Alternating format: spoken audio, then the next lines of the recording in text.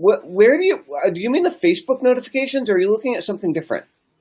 Yeah, I mean, I used to get notified when we went live in the Art of Email Marketing, and occasionally I get notified when you go live, and I use that as the the touchstone to open up the comments since we can't see who they're from inside the group. Right. I don't get. I guess I see a notification that you just went live. up. Right, but I guess it makes sense that you wouldn't get a notification when you go live, right? You're not going to. It's kind of funny. Right. No. I can refresh my own homepage. Okay, It just came up for me in the Art of Email Marketing. So I'm there, and I'll write a comment. How about that? Awesome. That sounds fantastic. Absolutely fantastic. Rick Burdo, how's it going, man? Long time no talk. How are you doing? Are you actively making money with your email list after all these years? Are you still in the game, or are you? What are you spending your time on in business? I'm very curious. It's been a long time since we talked.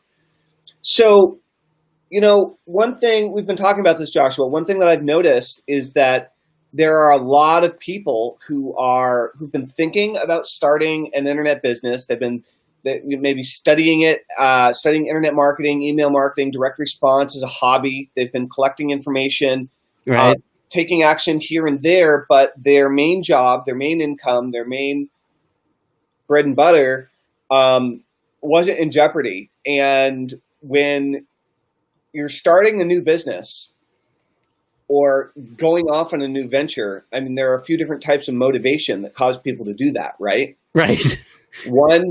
One is a hope, a dream, a desire for a bigger, better, brighter future. And that's cool. And one is your life blows up in your face and you have to find something new. Yeah. Yeah. Right? Yeah, for sure. Ideally both. Because there's nothing worse than trying to convince a potential client whose whole life just exploded, but they have no direction, no focus, and no idea what they actually want. It's really hard to work with a client like that because they don't have any hopes, dreams, desires, or aspirations. They're like, tell me what to do in order to be successful, but they don't know what they want to be successful at. Right, right. But then it's also really hard when you have somebody who has hopes, dreams, and desires, but they have no real need to do it. Yeah, for sure. Right? That hunger issue, right? And I'm sure that you've dealt with this probably even more so now that you've had success. I know I have, where your mind still says that you're hungry, but your actions certainly don't show that to be true. Whereas when you're in that startup mode or for the first time and you don't know whether you can do it yet, that hunger is real. It's, what do they call it? Ignorance on fire. That's a good term. I have the biggest problem with that. I'm not very motivated to do things that I know I can do. Mm. I like taking the risk. I like the nervousness of not knowing if I'm going to pull it off, Mm. And so it comes back to that repetition routine issue. It's just it doesn't That's interesting. Doesn't fire me up. But I think I'm the same way.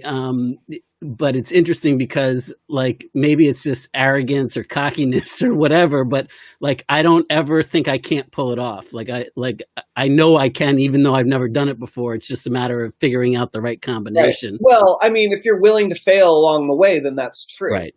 Yeah. Right. But still, I like the thrill. I like the thrill of not knowing, but when I like the thrill of creation, I mean, sorry, I didn't mean to cut you off, but just, the thrill of making something happen that you haven't done before, or right. Just, creating from nothing, molding something from thin air and poof, there it is because you said so. No other reason, no evidence to support that it was even possible, but you just made it happen. That to me is the ultimate. Right. That's to me the juice of what it means to be alive personally. And that's something that entrepreneurs. Hey, Gene, what's going on? Rick. Yes, I meant to say hi.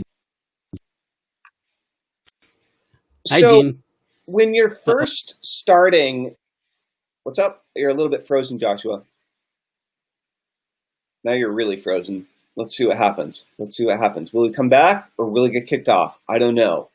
In the meantime, let's talk about email marketing. So one of the interesting things about this is that you, here, I'll just spotlight myself for a second. Oh, there it goes. So what will happen is when you have worked for yourself, maybe you haven't worked for yourself, maybe you had a job your whole life, maybe you started a business offline, but it was really, you were trading time for money. Maybe you were a one-person show. Or even if you were a bricks and mortar business, ultimately your business was capped by the local audience, by the local population, by how many people walked in your door, whatever, but you weren't able to ever really understand or really experience what it's like to have leverage in your business. And so this is the big thing that happens when you build an email-based business that is different than any other type of business that I've started. Now, there are few other types of businesses that follow these same principles. I'm just talking about the difference, Joshua, between a direct response email-based business and essentially every other business in the world, right? Yeah, okay. Where you have to change the way you think in order to build one of these businesses and have it be successful. So I'm just going to give you some examples of businesses that I started and ultimately failed at, right? I mean, whatever, failed at. I started businesses and they're not still running, so they died. But one was a salsa company where I would take whatever money I had left. I'd do a batch. I knew I needed to get $1,000 together to buy the jars and the ingredients and rent the space or whatever. Maybe it was more than that. Maybe it was $1,500, and I'd do a small salsa batch run and make the salsa, and then I'd spend the next few weeks or few months selling it, and then I'd try to save enough money to do a bigger batch. Right. And it was just a very slow process. And sometimes it would take forever to sell it because I had a lot of schoolwork to do. I was in college. And sometimes I just got tired of the rejection of going to stores and trying to sell it and people not buying any. And, and sometimes I got tired of the fact that even when I sold it, I didn't actually make any money. But I didn't have a lot of leverage. I had products that I was creating, so it wasn't a situation where I had no leverage because, we were creating products and selling thousands of jars of salsa, but, there was no leverage in my bank account. I can tell you that much. And then, and it still was dependent on you being the rainmaker, right? I mean, like right. a certain amount of time, you run out of you.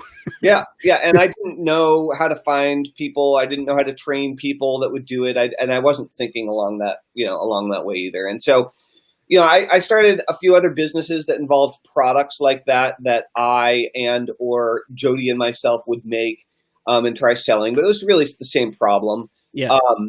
And ultimately, I had my hypnosis business, and that started succeeding. And I had clients, and I was getting paid $75 an hour. And sometimes I'd work with groups, and sometimes I'd get paid $500 an hour doing hypnosis sessions when I went to Boston. It was great. Yeah, it's nice.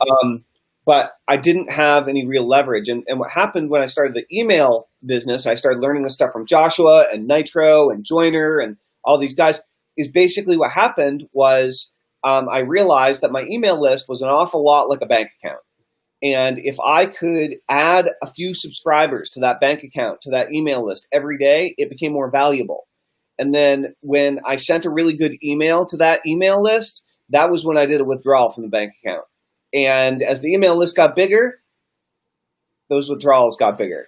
And as my relationship and connection with my email list got better, more people read my emails and would buy when I recommended people to buy stuff. Right. And now the same amount of work to send an email to 100 people is to send that same email to 10,000 people. Okay? Yeah. The same amount of work to 100,000 people. The payoff is so much greater. Yeah, very, very leveraged. And a type of compounding leverage depending on how you built it. I mean, that's what I'm excited about for tomorrow with the masterclass or the workshop, because, not all email lists are created equal. Just because you have 100,000 or 500,000 or 2 million subscribers does not mean that it's going to be the kind of thing where you can send an email, make a withdrawal, And that's why I'm excited that you're giving people a fish, right, to feed them for a day, but you're also teaching them how to fish, i.e.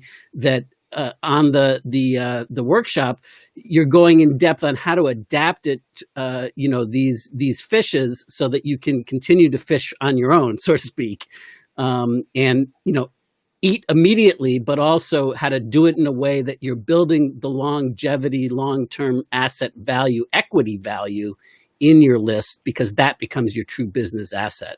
That's right. So if you want to start a new email-based business, or you just want to get good at this skill, at the skill of building an email list that you can sell your products and services to, you may or may not know what your products and services are yet.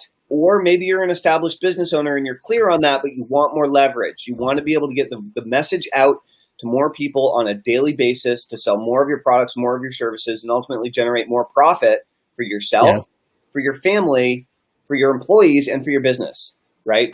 So we're doing, I'm giving away, so I've been doing email marketing for 17 years. And we're doing an encore. We did this training last week. Everybody loved it. So we decided to do it again this week for people that missed it. And so it's going to be a live training. I'm giving away my top 30 emails of all time. It's a swipe file. So you can not only use these emails and deploy them as your own directly to your list to sell your products and services or affiliate offers that you promote, whatever it is you already sell. Okay, you can sell these to your list.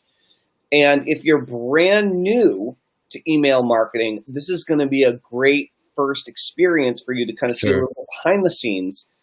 So if you have an email list, you're going to be able to bring this directly to the bank. If you don't have an email list, then you want to be entirely focused on what happens after the registration for the class and the PDF. So couple things. To join us, we're doing this tomorrow at 2 Eastern, 11 a.m. Pacific, and the link to join us on the email workshop is etgworkshops.com, and I just popped that into the comments, and that will appear in a few different places. And we'll go ahead and pop those into the comments. So it's Do you want me to put it on your personal page, Talman? That would rock. That would be great. Okay. Thank you.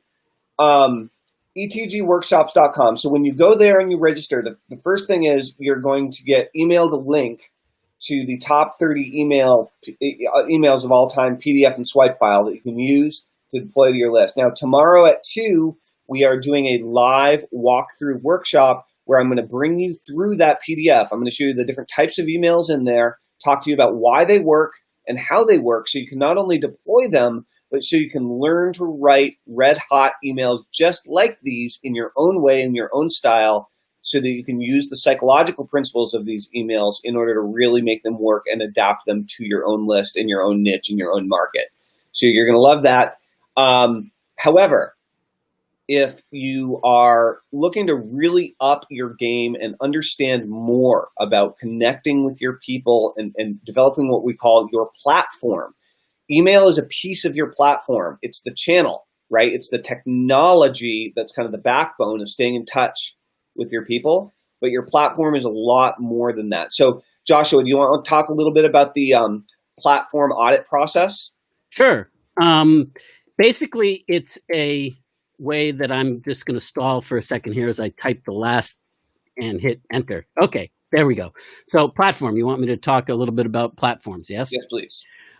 So basically, the bringing this full circle, like when I first created NPod back in 2003, based upon the previous 4 or 5 years experiences of building several very successful online businesses, as well as some god-awful failures that went into that. This is my latest thinking in kind of like summing it all up in terms of what made, earlier I said that there's a difference between, not all email lists are created equal. And I stumbled onto this completely by accident. And so the platform is a way of discovering where the audit process really is 3 steps, right? The first is an assessment, which is where we go in depth to find out where you are currently, whether you're just beginning, you're intrigued, or you're frustrated, or you're further along the path, and then kind of get a handle on where you are in relationship to that. And everything relates back to the engine of your platform, which is email in our case. It leverages a whole bunch of other things, but then as you go through the assessment, then the next step is to be able to build a customized blueprint based upon those insights of where it is that you are right now and where it is that you say you want to go. That's right. Because it's important that you strive for your own goals rather than somebody else's idealized picture of what success should look like for you, right? Mm-hmm. It's vitally important. And something that you said earlier that really struck a chord. I know we've been talking a lot with people that are very successful offline. They may be small business owners or commissioned salespeople, and they were, doing very well. They had their systems down offline, but because of the shift in the pandemic and needing to shift online into a virtual space, now they're shifting into that environment, and they're like fish out of water. So that's another piece of it. Also, even if they don't, it's about transitioning on it. And that's really what a platform's all about. And then the third piece is of the audit itself is how do we help you, serve you to dig in deeper? Because oftentimes what happens in the assessment is that some of the answers are, they think they're very clear on things, but when we start digging a little bit deeper below the surface, they realize that, hey, wait a minute, we really need to get a lot more clear, because in their heart, they know what they know about, on an energy level, let's say. Right. But they have no idea how to communicate that to their clients. And they think in a face-to-face situation, in a belly-to-belly situation, yes, that translates. The energy translates. The excitement translates. However, if you don't know how to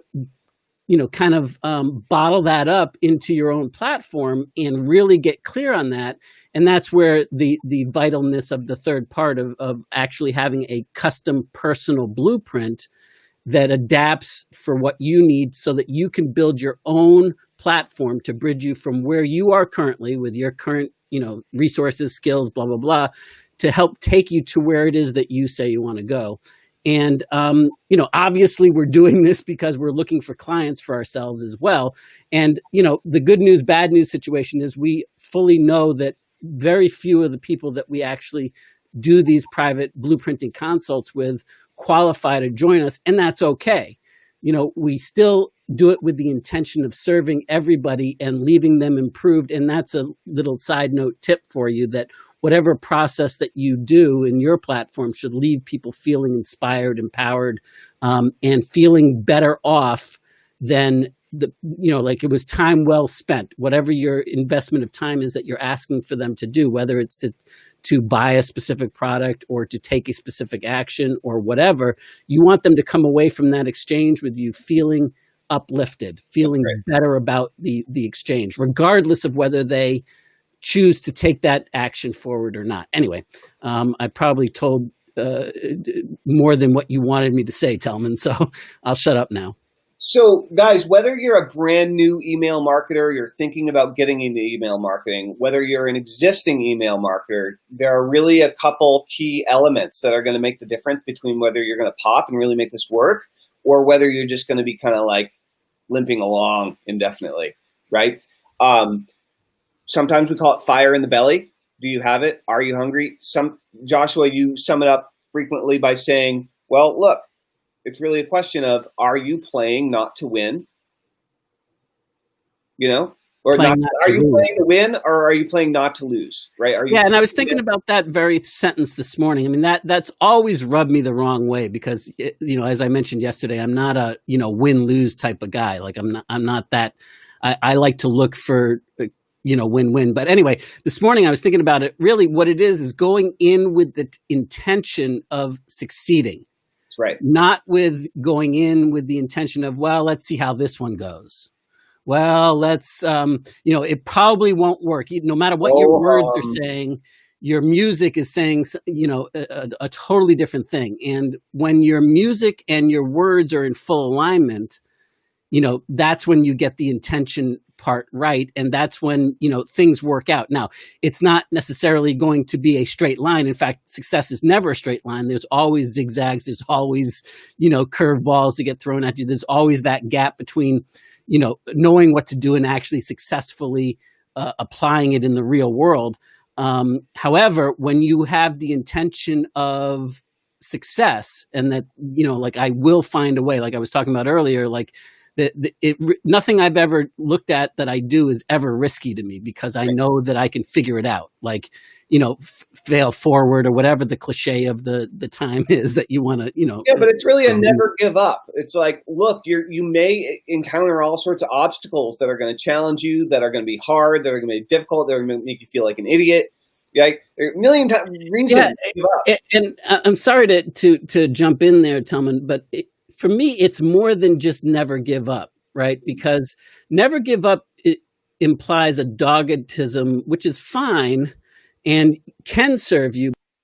But sometimes you need to know when to adapt, when to zigzag. And if you have this do or die, never give up attitude, then you may be missing the golden opportunity that if you just kind of like a little bit, you see something, a whole new, frame of reference. So not to get so, that's really why I was thinking about like the intention to succeed or the intention to see it through and to have what I want to have happen, to like going in expecting to have some sort of success eventually, and the adventure of not knowing what's what. You don't, and realizing that you're probably not going to get there the way you think you're going to get there. Yeah, I can venture to say that almost never happens the way that you think it's going to go. That's right. That's right. But it makes it, I mean, that really is the difference with success in any field, in any area of interest is it never give up? Is it know when to shift? I mean, yes, but there's a difference between pressing on, even if it's in a slightly different way or different direction than you intended, or a radically different way or intention than than you thought, versus throwing your hands in the air saying, "Oh, I can never do anything like this. Why did I even bother trying? I should just so and so screwed me again. Let me just go back to bed."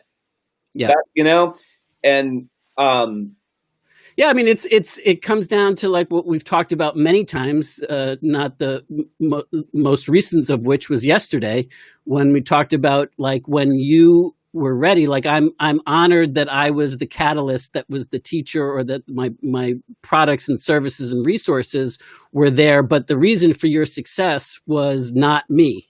Was not those resources. It was you. You were ready to play to win, or to have the intention of like, I'm going to figure this out. Right. I don't have a freaking clue how I'm going to do that, but I'm going to figure this out. And when you go in with that attitude, the resources, yes, it definitely helps to speed the process and reduce pain and suffering if you have the right guidance on how to do that. But you'll find it, you'll figure it out, whether by hook or crook or whatever, who you've got to model it after, who you've got to take out to lunch, who you've got to, go meet, network through or whatever. I mean, that's immaterial to you once you've made up that decision. And all I'm saying is that whatever that shift is, that's the secret sauce that we need to figure out how to bottle and have a push button that makes that happen. But there's no way that, the only way that's an internal game, right? Yeah. I mean, that isn't an external game. Yeah. Nobody can do that for you. Either you're there and you're like, oh, now I can live this way. I didn't realize it before, right. Or you're not, and you know what? It's cool because you get to decide, you could have lived that way, as a victim all your life up to this point for 40 years. That's right. And then in this instant, you make up your mind that I'm done and I'm now going to move forward. I'm going to figure it out. There's got to be an answer. I can figure it out, or I can find the people that can guide me. And in that moment, that shift takes place, and that's your decision. It's totally within your personal power to put forth. So there are a lot of business owners out there who are deciding to go online for the first time right now. They've been thinking about it and kind of wanting to do it for a while. Maybe their business has been, their bricks and mortar local business has been plateaued, or maybe even slowing down. And then Corona cut it in half, right? The pandemic was like, yeah, that's probably being kind. just, or more. I mean, we talked with someone recently whose business was cut by 80%, had no control. It was a face-to-face sales situation. Yeah. The entire industry got constrained, and this individual is now needing to completely transform the way that the sales process works. Right. Moving toward a more leveraged platform-based model that we're teaching. So if you're a salesperson and you're not able to do sales calls anymore, whether you run your own business or whether you're an independent representative for somebody else, this is a huge opportunity for you, because the world not only is changing, but the world has changed. And let me tell you something, it's never going back to the way that it was. It's going to be different now, right? Everybody's online. Every business is now online, finally. And it's not like it hasn't been going on, but now it's more obvious and prevalent, right? Huge that changes here. Yeah. And something else that occurred to me in what you were just saying, like our newest NPod client that just enrolled, Mark, the type of businesses that get passed down generationally, like I'm sure that he experienced it. Like he followed in his father's footsteps, but he had to innovate when he took it over and create his, mark and to be able to survive. And now it's got to evolve again. And so often, these businesses that get passed down that are really nice and substantial, and they get, like mentored through family, right? My great grandfather that started the kosher butcher store in the Massachusetts area, Jacob Shafran's and Sons, and my grandfather was the and Sons, or he might have been. I forget what the generational is, but that business ended with his generation, with my grandfather's generation, But my grandfather, when he took it over and he was the driving force, he innovated like crazy. He's the one that brought self-service to supermarkets in New England. Oh. And, so he created innovation that shifted there. And the thing was that, the next generation didn't have any interest in taking it over. My parents' generation and aunts and uncles, they had their own thing. So it really didn't have that kind of life ahead of it. But when they went to sell it, and they did, the only thing that was left really was like a $15 an hour job by the end of it, because it was the name. Shafran's Meats had a great reputation, but it didn't, whoever was buying it was buying it for the name. And if they didn't innovate, they were buying themselves a $15 an hour job. That's right.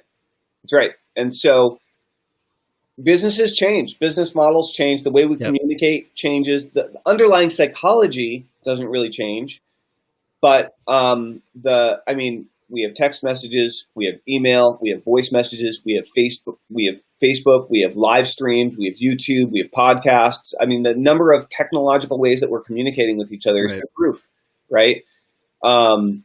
So yeah, guys, we're doing a great email training tomorrow. If email marketing is interesting to you, if you want to get better at your game of email, if you have an email list and you want to get your hands on my top 30 emails of all time PDF, then go to www.etg, as in escape, the grind, etgworkshops.com, and register for tomorrow's workshop. You'll get the PDF, and you'll also see that there are some cool things that you can do.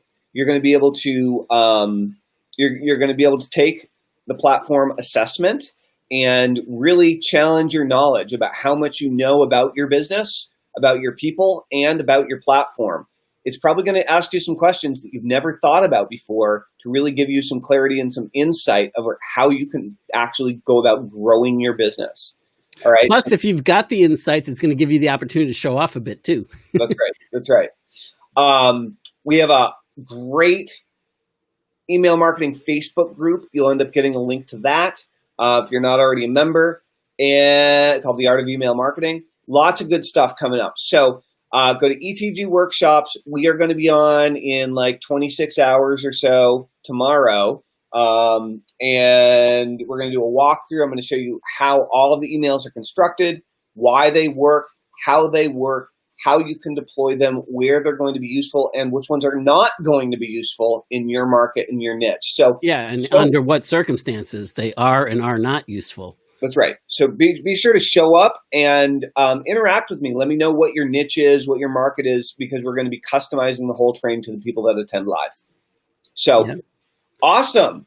So I just wanted to underline that with, I'm super excited because of we're giving them the fish to feed them immediately, which is your templated PDFs, no games. These are multi-million-dollar emails that are free to you.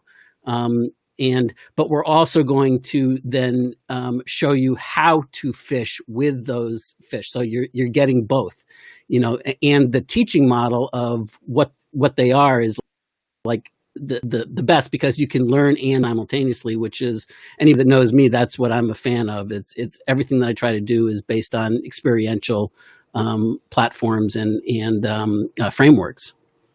That's right. All right. It's going to be fun. Yeah, boy.